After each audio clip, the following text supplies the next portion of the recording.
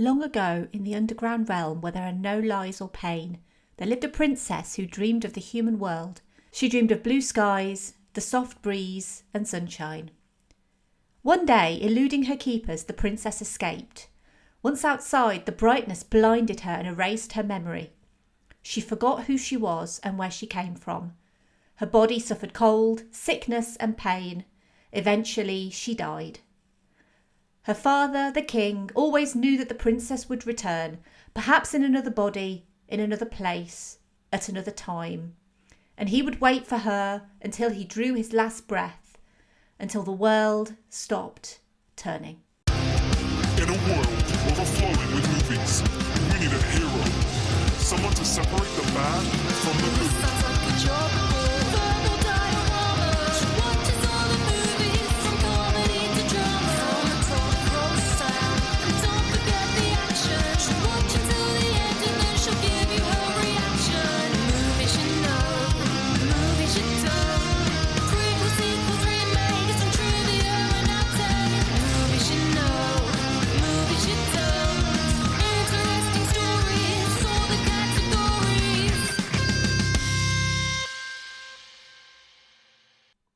Hi everyone, I'm Em and welcome to Verbal Diorama episode 109, Pan's Labyrinth.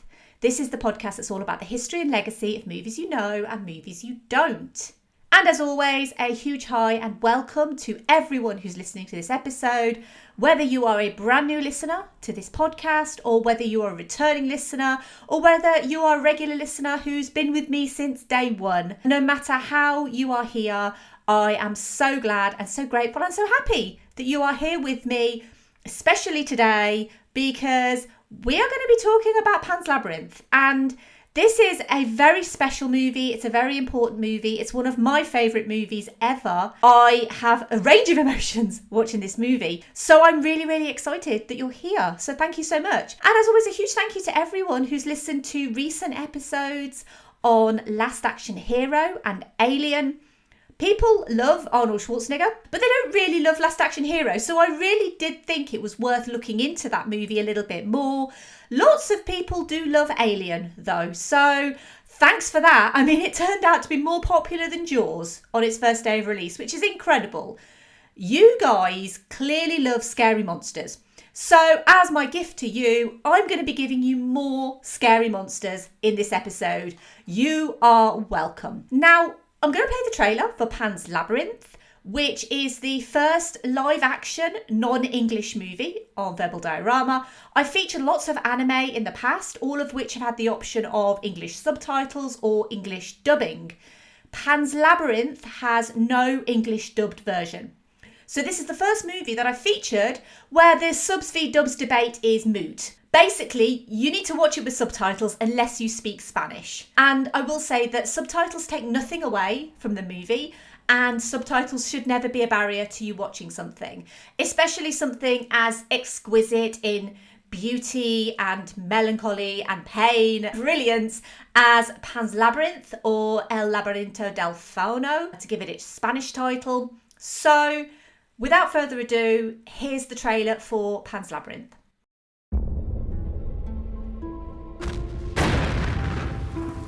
In a dark time, when hope was bleak, there lived a young girl whose only escape was in a legend that wanted her back.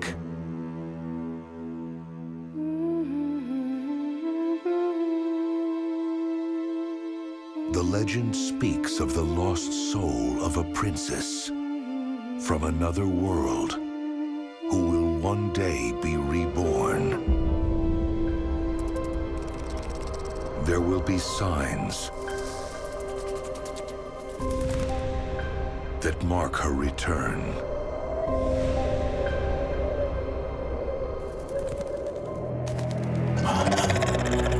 There will be secrets that reveal her destiny. There will be a journey that will make you believe.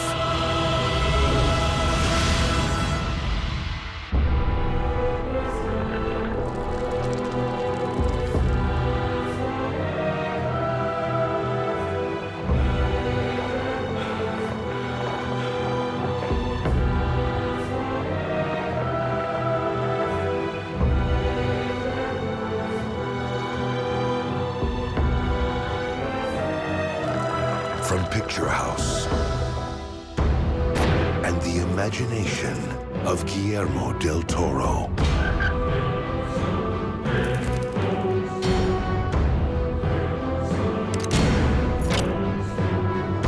In darkness, there can be light.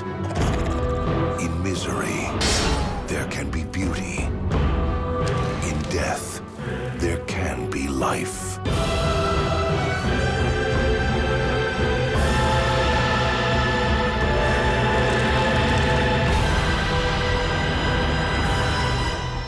Pan's Labyrinth.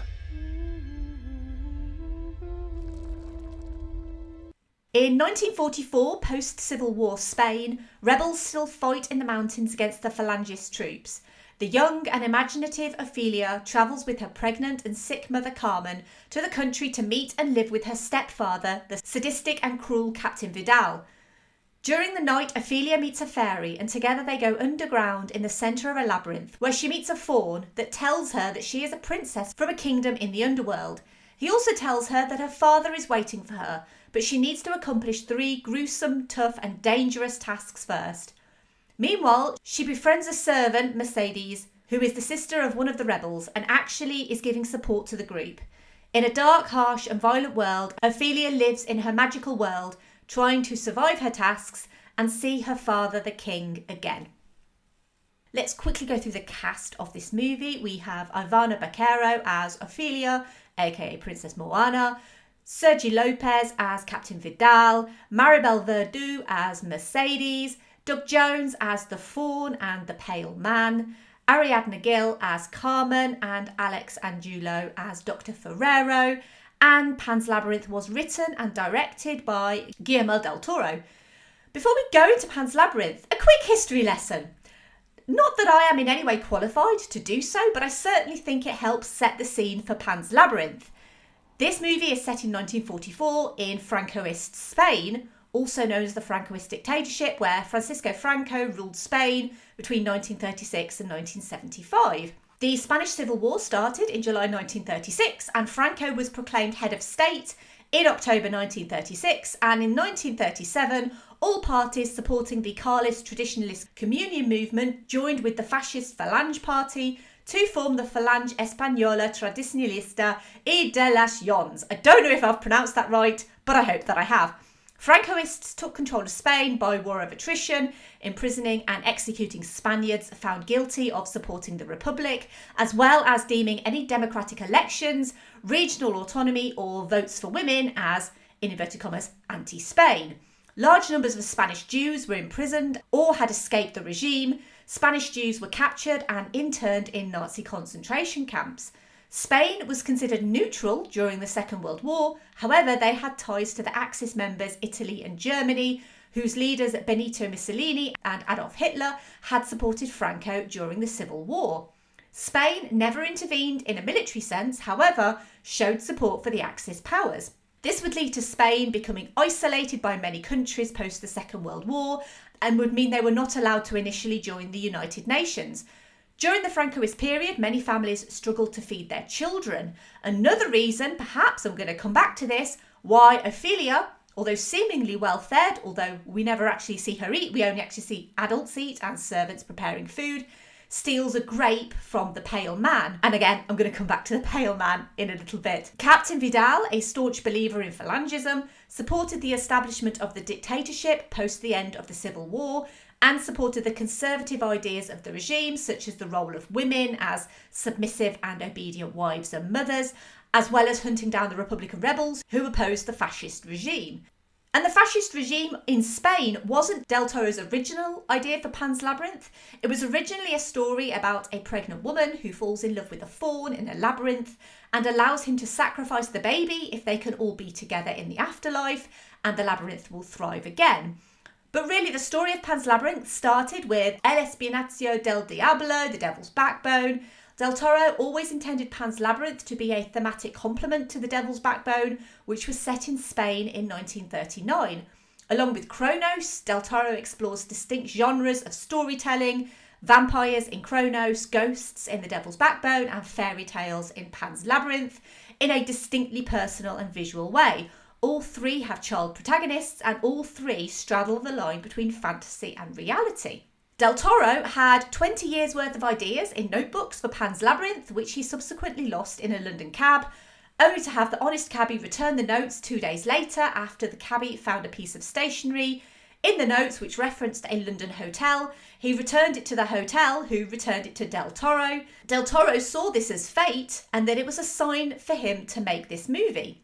Sergi Lopez, who played Vidal and who was mostly known for his comedic roles, was involved with the project a year and a half before filming even started and sat with Del Toro for over 2.5 hours as Del Toro described his ideas in detail. When Lopez received the script, he was amazed that mostly all of the detail was kept in. And just quickly on the character of Vidal, because Vidal is a fascinating character in this movie. His sense of self-loathing is only matched by his misogyny. He's haunted by the celebrated life of his father and obsessed with matching his infamy. He refuses to believe Carmen is carrying anything other than a son to carry on his family name and traditions in a patriarchal sense.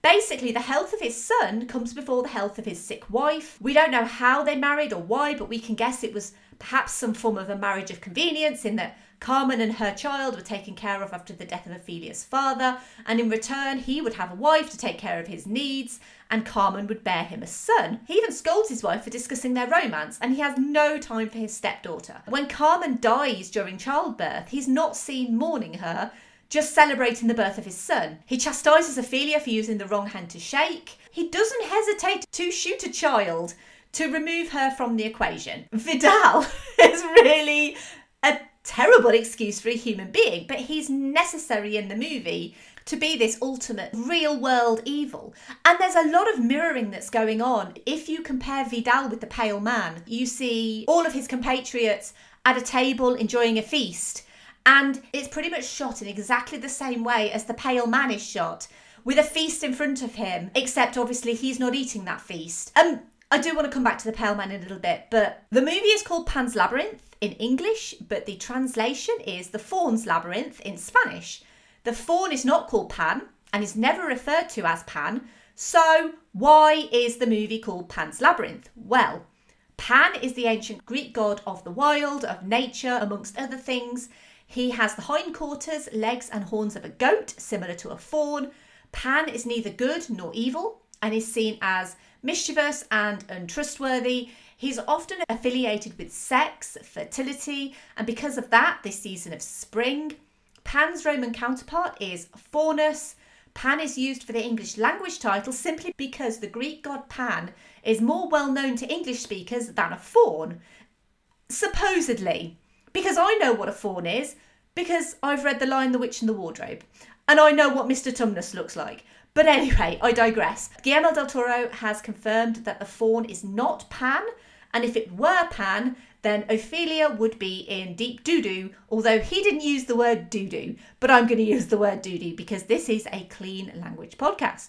Guillermo del Toro point-blank refused offers from Hollywood studios to make the movie in the US, even though it would have secured the financing, citing previous issues with the Weinstein's handling of his 1997 movie Mimic, and basically just Harvey Weinstein yet again being the absolute biggest a-hole in Hollywood.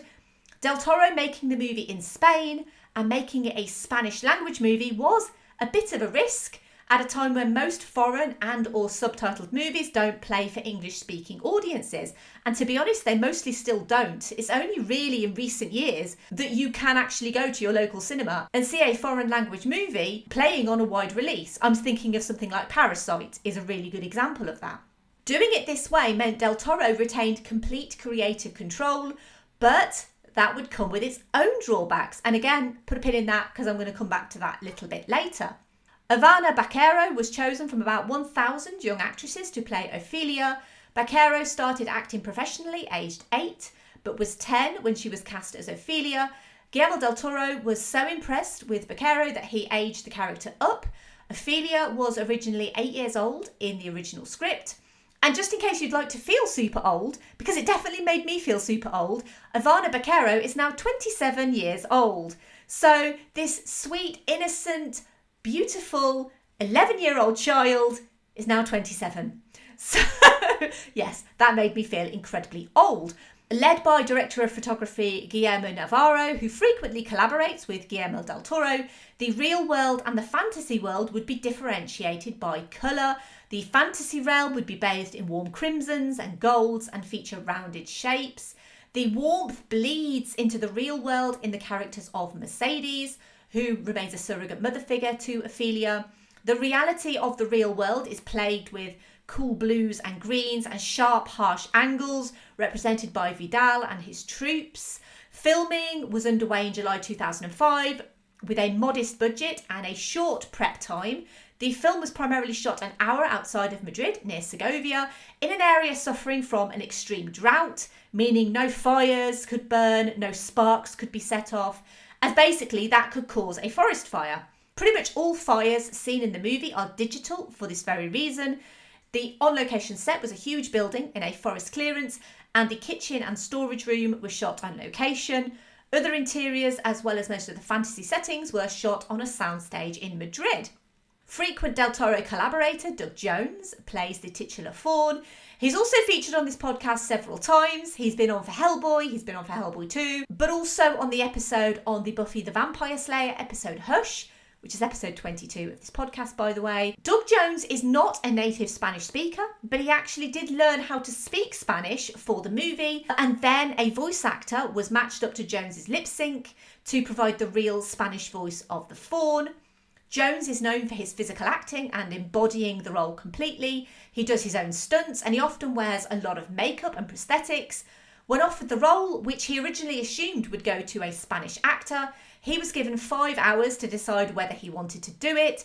He read the script and he connected with the character. He immediately knew he had to be involved in a movie which had the chance of becoming a modern classic. And obviously when we're talking about Pan's Labyrinth, the main thing that I think a lot of people remember in Pan's Labyrinth is the incredible creature work and creature design and practical creature effects that are in this movie. And so for this imaginative, dark, twisted fairy tale, Guillermo del Toro contacted David Marty and Montse Rieber of DDT Special Effects in Barcelona. Del Toro had worked with the pair on both The Devil's Backbone and Hellboy, and it was during their time on Hellboy where Del Toro was already concocting his plans for Pan's Labyrinth, with the faun as a goat-like creature with furry legs, possibly a little bit like aforementioned Mr. Tumnus in The Lion, the Witch and the Wardrobe. The faun eventually evolved into a creature that looked right out of nature, with woodland-infused appendages that went through 6 design stages. The effects work in Pan's Labyrinth is mostly practical, with a minimum of digital effects. Doug Jones, who would state that the faun was his favourite creature to portray. The faun costume was mostly latex foam with 10-pound horns that took 5 hours to put on for filming. The legs were 20cm high lifts, with the legs basically attached to his own, which were then digitally erased in post-production. That's Doug Jones's legs, not the faun's legs, obviously. The faun's ears and eyes were operated remotely by David Marty and Xavi Bastida of DDT. Del Toro basically told Jones to go full rock star as the faun, less David Bowie and more Mick Jagger, and an interesting little link to David Bowie coming later in this episode too. The decision to make the faun age backwards is not something that's immediately obvious in the movie, and I'll admit that I didn't see it initially, but every time you see him, he gets more physically agile, his hair colour changes, his skin gets more colourful, and his eyes brighten up and sparkle. Doug Jones himself interpreted this change as the fact that the underworld has waited so long for Princess Moana to return that it's been decaying in her absence, and the more tests she passes, the more likely she is to return. And so the faun becomes more youthful and powerful as the underworld benefits from her returning to them. Guillermo del Toro wanted Doug Jones to play both the faun and the Pale Man, not for cost-saving reasons, but simply that Jones was the best performer for the job, plus Del Toro, in his head, created the idea that the faun created the Pale Man. Perhaps they were born of the same creature. The faun sends children to the Pale Man in order to pass the test, and perhaps the faun created him for that purpose, and the Pale Man is an extension of the faun in many respects. We're going to talk about the Pale Man now, so if you have nightmares, then maybe fast forward a little bit. So the Pale Man has no eyes in his head. They are instead placed into his palms, which is literal nightmare fuel, by the way. It still is, and it always will be. It's inspired by the Japanese mythological monster, the Tanomi, which literally means hand eyes. Doug Jones had to look out of the creature's nostrils, and again his legs were digitally removed to leave the skinny legs of the creature. Originally, Del Toro envisaged a creature with wide lips that the skull underneath could pop out of and the skeleton crawl out and then transfer into something to chase Ofelia. Then they went with the idea of this old man who used to be overweight but is now just skin and bone. The Pale Man was inspired by Francisco Goya's painting of Saturn devouring his son. It depicts the Greek myth of the Titan Cronus, or Saturn, who, fearing that he would be overthrown by his children, ate each one upon their birth. Goya painted it directly on the walls of his house between 1819 and 1823. After his death, it was transferred to canvas. Del Toro has also spoken of the Pale Man being both the representation and criticism of the Catholic Church, an institution which has a bounty in its possession, such as a feast in front of it, and yet has a penchant for feasting on children, referencing the many, many young children who are sexually abused by Catholic priests, as well as representative of fascism, just as depicted in the real world part of the movie set in Franco's fascist Spain. The fact that the Pale Man can silently come up behind you and eat you still haunts my nightmares. In fact, I still hide a lot behind my hands in this scene. So when the Pale Man is putting his hands up and chasing Ofelia, I am behind my hands because I am still terrified by the Pale Man, and I'm not afraid to admit it because he is an absolutely petrifying character. And the Pale Man has killed countless children, as seen in the paintings he presumably himself painted, because no one else seems to have access to this area, perhaps to remind himself of his macabre achievements, as well as we see a pile of children's shoes, which again invokes a lot of this Holocaust imagery, especially when we think of when this movie is set. The Holocaust was going on at the time, and it's really quite upsetting. It's absolutely petrifying, but it's also really, really upsetting to see a pile of children's shoes. And despite seeing these and being warned by both the faun and the fairies, Ofelia succumbs and eats a grape, which awakens the Pale Man. And as I said, one of the scariest creations that I think Doug Jones has ever been, maybe even more so than the gentleman in Buffy. Ofelia is smart enough, though, not to draw a door on the wall because the Pale Man could easily get through into the real world, and so she paints it on the ceiling, which is actually a genius idea because the Pale Man won't be able to climb up. And just for that brief split-second moment when you think that he might through the floor is always a scene that really gets my heart racing, because if you think of that monster, what he could do to a child, it's just thinking about it and talking about it actually makes me really, really anxious, you know? This is not really a movie that you could sit and watch with your family. The faun and the Pale Man might be the most memorable creatures in Pan's Labyrinth, but they weren't the most complex. That fell down to the toad. So the toad lives under the willow tree. He is inspired by the monster in the 1953 horror film The Maze, directed by William Cameron Menzies. Originally, this was supposed to be a huge, elaborate setting, but that changed to a claustrophobic tunnel under a tree because the toad puppet couldn't actually move like Del Toro wanted it to. The suit was heavy, it weighed almost as much as Montserrat herself. The toad also ended up getting enhanced by CG, which was handled by Cafe FX, who also handled the CG fairies, the CG stick insect, and the practical and CG fetus-shaped mandrake root that Ofelia puts in a bowl of milk and feeds blood to help her sick mother, which screams as it's dying, which is also completely petrifying. The legend of the mandrake says that when the root is dug up, its screams will kill everyone who hears it. Just FYI. And this movie is steeped in legend and mythology. There's just so much in this movie that Del Toro has put in. It would be impossible for me to reference every single thing. And I'm trying to reference as much in this movie as possible because this movie is so rich and varied and full of detail and inspiration and fairy tales and mythology and all of this wonderful stuff. And that's why I love this movie so much. But it would be practically impossible for me to reference every single little bit of trivia in this movie. Speaking of effects, I mentioned DDT Special Effects. So they are based in Barcelona. They would look upon the experience of working on Pan's Labyrinth fondly, and they would actually end up winning an Oscar for their trouble. But admittedly, Pan's Labyrinth was one of the hardest things they ever did, and they ended up bankrupt. Despite this, they felt that working with Guillermo del Toro and Doug Jones was worth it. Even Del Toro himself suffered for his art. He lost £40 while making Pan's Labyrinth, citing the time and financial pressures. He ended up investing his own money into the production, as well as giving up his director and producer salaries just to get it made. To me, this is his magnum opus. This is the movie that will go down in history as being his best work. And that's obviously discounting anything that he might do in the future. Obviously, this has been recorded in 2021, but for me, this is the best movie that I've seen of Guillermo del Toro's. And admittedly, I've not seen all of his movies. I plan to, because I think he's an excellent, exceptional director. But for me, this is his masterpiece. This is the best thing that he's ever done.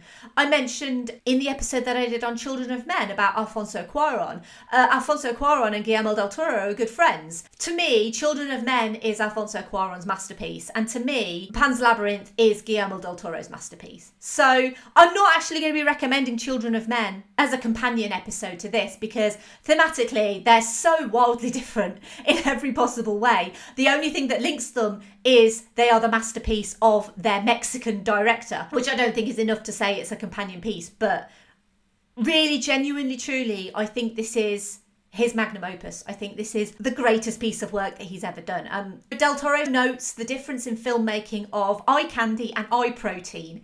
And this is something that I really love. So Del Toro says that eye candy is something that you eat visually, but is superfluous to the storytelling. It looks good, but it doesn't tell the story. And eye protein is beautiful and technically complex, but it tells the story. And I think that's a really lovely way to describe Pan's Labyrinth. Pan's Labyrinth is eye protein. It's beautiful, it's masterful, it's technically complex, it's got all of the right ingredients in there to completely fill you up and completely satisfy you in every way. And Pan's Labyrinth could never ever be accused of just being eye candy, which is unlike most fantasy movies, especially fairy tale movies. They tend to focus more on the design and the look of the movie than the actual story underneath. Whereas Del Toro manages to do all of that. He manages to make it look beautiful, and he manages to give it some substance as well. So yeah, I really like the whole eye protein and eye candy thing. The way that Del Toro describes it, I think, is really apt for this movie. So let's move on to the obligatory Keanu reference for this episode. This is a part of the podcast where I try to link the movie that I'm featuring with Keanu Reeves. It's getting more and more difficult because I try and make them unique every episode. And then I realised I'm going to have to try and link Keanu to Pan's Labyrinth. But then I had a bit of a brainwave, because then I realised that Pan's Labyrinth is based on fairy tales and folklore. And another thing that's based on folklore is John Wick. I did an episode on the John Wick trilogy with Laurel and Derek of The Midnight Myth in that episode, because they are the podcast that's literally the masters of mythology, and they go into detail on the legend of Baba Yaga and how it pertains to John Wick. And so really, if I'm going to link Keanu to this movie, it has to be via the folklore and the legend of Baba Yaga. And also, I like to think that John Wick could take on the Pale Man, and I think John Wick could win. I mean, let's be honest, John Wick's got a hell of a lot of guns. And I don't think the Pale Man would survive a bullet. So yeah, basically, if you're going to go into the Pale Man's lair, take Keanu. He will make sure that you are okay. One of the most beautiful things in the movie is the music. And there is a very beautiful, simple yet haunting lullaby, which is used to structure the score for Pan's Labyrinth. The score was by Javier Navarrete. It was nominated for an Academy Award. The art used on the soundtrack cover was a Drew Struzan promotional poster, which was actually never used for the movie. Now, being a Spanish language movie set and filmed in Spain, it made complete sense that Pan's Labyrinth would basically be released first in Spain. And so it was released first in Spain. It was released on the 11th of October 2006, and it would open at number 1 in the Spanish box office. In the UK, we would get it on the 24th of November 2006, and the US would get it on the 29th of December 2006. In the US, it would have a limited release at 17 theatres in the first week, before peaking at 1,109 theatres in its 7th week of release. The movie would peak at 7th at the US box office, and although that doesn't sound very high, That still made it the 5th highest domestically grossing foreign film at the US box office, which is actually quite an achievement, really. Guillermo del Toro was frustrated with the subtitles for his other Spanish language movie, The Devil's Backbone. So what he did, he actually wrote the English subtitles for Pan's Labyrinth himself. He took a month. He had a friend and an assistant working on them with him. So the subtitles that you see on Pan's Labyrinth are actually from Guillermo del Toro himself. Obviously, he is fluent in Spanish. He's fluent in English. So he is actually the best person to do the subtitles because he knows the nuances in the script and the nuances of the translation between Spanish and English. And it basically meant that he could provide the best English for the scene as he wanted it. Pan's Labyrinth was made for a relatively tiny $19 million budget. It would go on to make $37.6 million domestically in the US and $46.2 million internationally for a worldwide gross of $83.8 million. Critically, this is a critical darling. It sits at 95% on Rotten Tomatoes. Who in the 5% doesn't like this movie? Who are you? Seriously. I'm going to send Keanu to find you. It also has 98 on Metacritic. And Metacritic also named it their top overall movie of the decade of the 2000s, actually beating its very close cousin Spirited Away. I'm going to be mentioning that shortly. It received a 22-minute standing ovation at the Cannes Film Festival, one of the longest in the festival's history. It was listed as the #1 movie of 2006 in 8 top critics lists, including Mark Kermode and Roger Ebert, and it's number 17 on the BBC's list of the best 100 films of the 21st century. So yeah, basically, critics love this movie, as they absolutely should. At the 79th Academy Awards, it was nominated for 6 awards in total, nominated for Best Original Screenplay, Best Foreign Language Film, and Best Original Score, and winning for Best Art Direction, Best Cinematography, and Best Makeup. It was nominated for 8 BAFTAs, for Best Original Screenplay, Best Cinematography, Best Production Design, Best Sound, and winning for Best Film Not in the English Language, Best Costume Design, and Best Makeup and Hair. It would also win big at Spain's Goya Awards, obviously named after Goya himself, their equivalent of the Oscars, winning 5 awards of the 13 it was nominated for, as well as Mexico's Ariel Awards, winning 7 awards of the 11 it was nominated for. A spiritual sequel called 3993 was planned. It was another fantasy film with the Spanish Civil War in the background, but set during 2 time periods, starting in 1993 and then switching to 1939, hence 3993, 3993. But Del Toro decided to instead focus on Hellboy 2: The Golden Army, and I can't be sad about that because if you've listened to those episodes on Hellboy, you will know how much I adore Hellboy 2: The Golden Army. It's one of the very rare sequels that is better than its original movie. I am a huge fan of Del Toro. It's actually quite interesting that this is only the 3rd of his movies that I featured on Verbal Diorama because I've seen a lot of his movies and I am a big fan of pretty much all of them. I've not seen a Del Toro movie that I don't like. So I am sad that we're never going to see 3993 or 3993 or however it was pronounced, because I think that would have been quite interesting. But I think I've made it clear how I feel about this movie because I adore it. It delights me, it frightens me, it makes me cry so hard. But I want to know what everyone else thinks. So I asked on social media what everyone thinks, and I start with the patrons of this podcast, and we're going to start with Andy. And Andy says, Pan's Labyrinth is Guillermo del Toro's masterwork, a beautiful, horrific fairy tale which conveys terror, wonder and tragedy that is the hallmark of his style of filmmaking and certainly paved the way for The Shape of Water. Definitely need to rewatch this again as it's been forever, and I'm tired with feeling happy. And you all know Andy by now. He's one of the hosts of the all-encompassing geek podcast that is Geek Salad. Go and listen to them for all of your nerdy needs, for everything to do with movies, TV shows, music, games. There's hundreds of quality episodes and information on them is in the show notes. We also have a comment from Ian who says, really like this film. I think all of the actors are superb and the story is just so gripping. It seems like a return to some of the 80s fantasy films like Labyrinth and Never-Ending Story, but made more for grown-ups. I really like the central performance of Sergi Lopez as Vidal. He's just so good.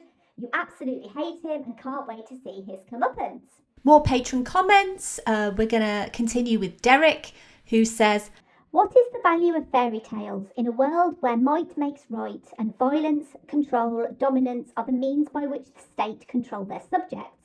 Del Toro explores this and more in this extraordinary modern myth. Fascist, fauns and frogs. I love every frame.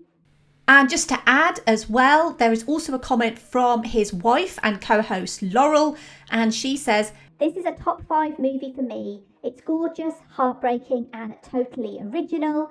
And Derek and Laurel together, they host the incredible podcast, The Midnight Myth. And they've also got an excellent Pan's Labyrinth episode, which I will link to in the show notes, as myths, legend and folklore really is their area of expertise. It's not really mine. So if you want more on the mythology and the history and the folklore behind Pan's Labyrinth, then absolutely listen to their episode. We also have a comment from Sam who says, near perfect film. Absolutely love everything about it apart from some dodgy CGI. 9,999 out of 10,000. And if you've ever asked 20 weird and wonderful questions about a movie that you've seen, then you should probably check out Sam's podcast. It's Movie Reviews in 20 Qs, because that's basically what they do. They basically ask questions that no other podcast is ever going to ask. And it's a fantastic podcast. Information on that is in the show notes. And we're going to finish Patreon comments with a comment from Brendan, who says, a masterpiece, even among his other masterpieces, Pan's Labyrinth is a showcase of both Guillermo del Toro's bone-deep empathy and humanism, and his acknowledgement of humanity's potential for monstrous actions even beyond that of the horrendous creatures from our myths. Pan's Labyrinth goes as pitch dark as you can go with the material, while still leaving just enough light for the audience to find their way out when the credits roll, and a celebration of the actors and the world the film's artists designed for them to inhabit. It's a film so full of tragedy that you'd think it would be impossible to revisit, but because it so ably mixes the bitter medicine with hope and genuine wonder, I find it as enriching as it is harrowing to return to. Fairy tales don't come much better or truer than this. And as always, a huge thank you to the patrons for their comments. We're going to move over to Twitter now, and we're going to start with @BestFilmEverPod, who says, I actually have to teach this film. While it's not my method of storytelling, but I'll be damned if the ambiguous ending didn't suck me in. My vote is that everything we see is a coping mechanism and she just dies. The casting of her mother as the queen is the tipping point. @ThiefCGT said, I've seen it a couple of times. First time was at the theatre and I love it. It's a perfect blend of innocent fantasy and tragic reality. Great performances, excellent direction and a truly compelling story make it one of the best foreign films I've seen. And @Waffles the Magic said, Del Toro is a visionary filmmaker and this film is a visual feast. Pan certainly would be proud if they could make their way out of the darn labyrinth.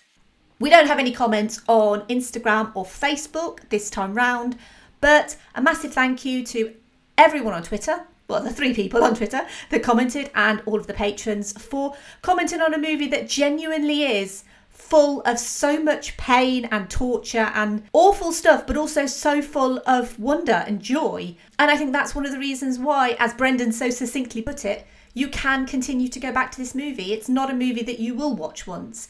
It does benefit from multiple rewatches, and it is one of those movies that you should rewatch. So thank you to everyone for their comments. Pan's Labyrinth is a fairy tale like all other fairy tales. We've all grown up on Disney's adaptations of classic fairy tales like Snow White and Cinderella and Sleeping Beauty.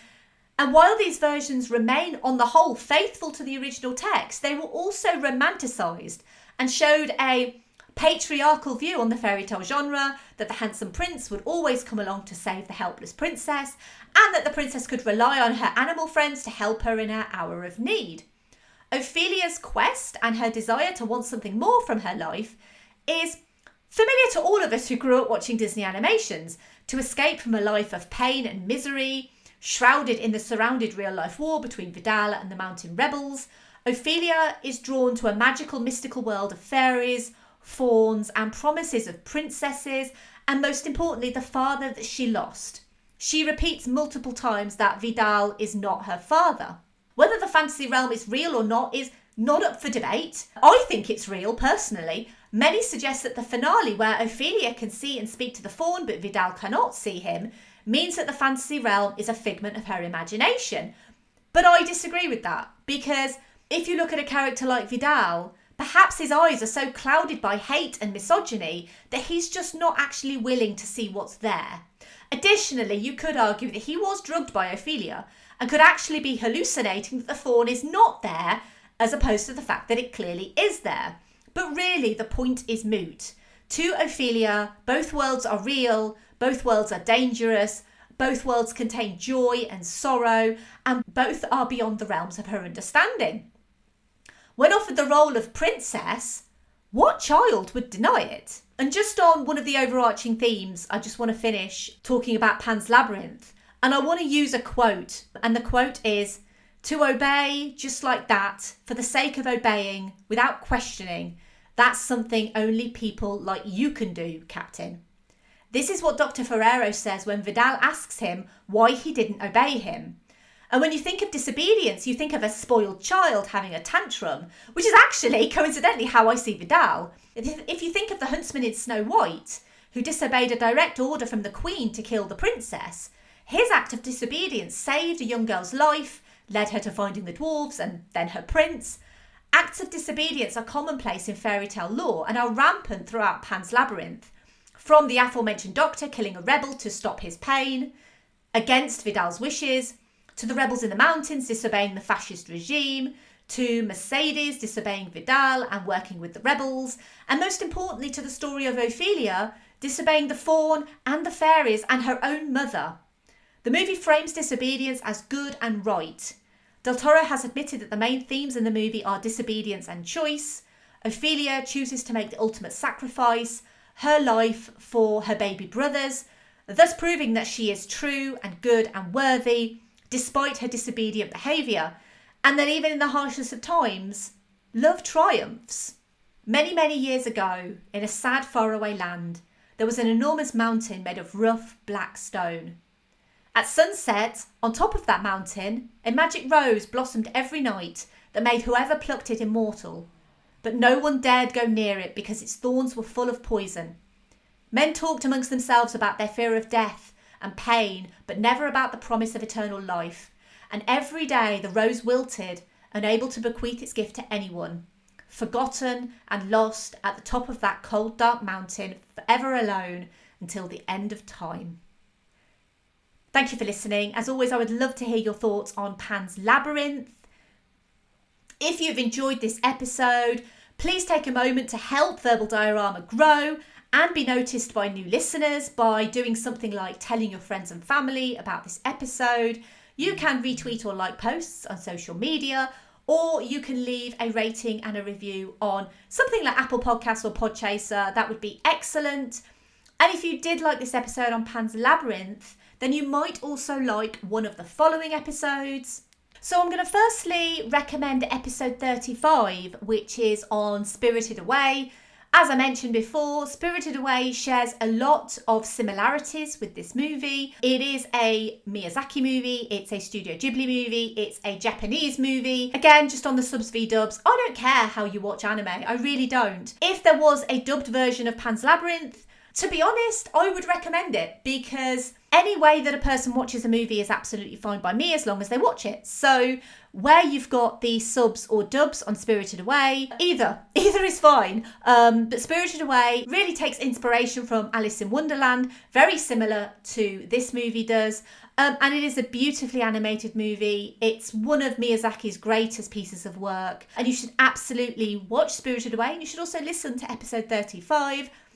I'd also recommend episode 38, which is Hellboy, and episode 39, which is on Hellboy 2, The Golden Army, purely because, they are my Hellboy movies. I disregard the 2019 reboot version. I really, really love Guillermo del Toro's world building. I love his creature design, and Hellboy 2, The Golden Army are actually two of the most underrated comic book adaptations out there. I'm always going to lament that we are never going to see Hellboy 3 from Del Toro. Ron Perlman has basically said that he's too old to do it now. It's really sad for me because having that trilogy capped out would just be brilliant as far as I'm concerned. So yes, episode 38 Hellboy, episode 39 Hellboy to the Golden Army. They actually both contain snippets of an interview that I had with Peter Briggs, who was the writer of Hellboy, and he had some really interesting things to say about his working on Hellboy. So if you're interested in that, then have a listen to those episodes. And finally, episode 63, Coraline. Again, a very dark, twisted fantasy story about a young girl who gets transported to another version of her world. And it's a beautiful movie. It's an animated movie. It's a stop motion movie by Leica. And I'm a big fan of animation, as most listeners will know. And so I'm always going to try and recommend as much animation as possible on this podcast. And Coraline is an absolutely stunning piece of work. So if you do enjoy Pan's Labyrinth and you happen upon Coraline, then you would absolutely benefit from watching Coraline. It has some really spooky, quite scary moments in it as well. Out of the recommendations, it probably is the spookiest recommendation, but absolutely worth your time. So, as always, give me feedback on my episode recommendations. Do you think I got it right? Let me know on social media. I've given a couple of hints so far as to what the next episode could be. And the next episode is actually a little bit different because every year I do a birthday episode. It comes out on my birthday. It's not a podcast birthday, it's actually my birthday. The first year I did The Iron Giant, and last year I did Jurassic Park. And both of those movies were kind of seminal to me. I grew up with Jurassic Park, and The Iron Giant just blew me away the first time that I saw it. And when it came to planning this year's birthday episode, I thought to myself, well, what is another movie that was really, really part of my life and part of my childhood? And what have I grown up with? And then it just kind of hit me. Well, to be honest, there's only really one choice for this year's birthday episode. I've mentioned David Bowie. He is a man who I didn't really have much exposure to when I was a kid. I didn't really know his music. I only really knew him for one thing, and that was Jareth, the Goblin King. And so then I thought, well, Pan's Labyrinth is the penultimate episode in August. It makes complete sense to have Labyrinth as the final episode in August. So we are going to be returning to a labyrinth. It's not the same one as in this movie, but it is the actual labyrinth. We're going to go to the Goblin City to find Sarah's baby brother. And I'm really, really, really excited to talk about Labyrinth. This is a movie that I've literally grown up with. I am in love with everything about it. I am a little bit obsessed with Labyrinth. So it's going to be a lot of fun, actually, to talk about Labyrinth. So please join me next week for slightly less scary monsters, let's be honest, and David Bowie in very, very, very tight trousers. So yeah, please come back for Labyrinth. It is the birthday episode, so that will be coming out on the 31st of August. There will be normal episodes coming out every Thursday, and then the 31st, I believe, is a Tuesday. So that episode will come out on the Tuesday, and then there will be another episode following that on the Thursday. But this is just a special bonus episode for my birthday. So yeah, very excited to talk about Labyrinth. If you want to follow me on social media, you can do so. I am at Verbal Diorama on Twitter, Facebook, and Instagram, and Letterboxd. If you want to help support the show financially, you can do so on the Patreon. It's simply verbaldiorama.com/Patreon. And as always, a huge thank you to the patrons of Verbal Diorama. They get a shout out every episode. They are Simon E, Sade, Hardy L, Claudia, Simon B, Laurel, Derek, Jason, Kristin, Kat, Andy, Mike, Griff, Luke, Emily, Michael, Scott, Mark, Brendan, Ian, Lisa, Dan, and Sam. Old names that only the wind and the trees can pronounce. Merch stories at verbaldiorama.com/merch. You can email me, you can say hello, you can give me feedback, verbaldiorama@gmail.com, or you can pop over to the website, which is simply verbaldiorama.com. And as always, I write for Film Stories. There is a magazine that comes out in the post. There is a website, filmstories.co.uk. I am going to be taking a brief break because I'm going on holiday, not literally on holiday, but I'm taking a break from my day job and I'm taking a little break from the podcast too. Like I say, episodes are still going to come out because I'm banking them, but otherwise I'm going to be taking a bit of a break. So there won't be any articles for about a week or so on film stories from me, but you should absolutely check out the stuff that is there because you should absolutely support independent British publications. And finally, and it is said that the princess returned to her father's kingdom, that she reigned there with justice and a kind heart for many centuries, that she was loved by her people, and that she left behind small traces of her time on earth, visible only to those who knew where to look. Bye.